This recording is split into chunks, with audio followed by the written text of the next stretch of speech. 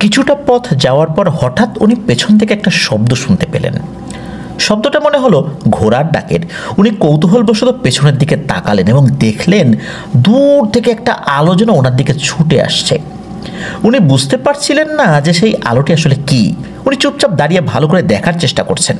যখন সেই আলোটা ওনার দৃষ্টিসীমার কাছাকাছি চলে আসে তখন হঠাৎ আকাশে বিদ্যুৎ চমকে ওঠে।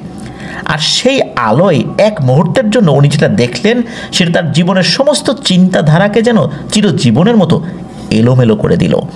তিনি দেখলেন দুটো কালো ঘোড়া, যার চোখ দুটো অন্ধকারে জ্বলজ্বল করছে, তার দিকে ছুটে আসছে।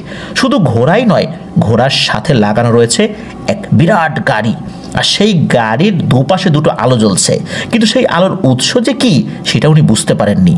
আর গাড়ির উপরে বসে আছে একজন মানুষ। সেই মানুষের মাথা নেই।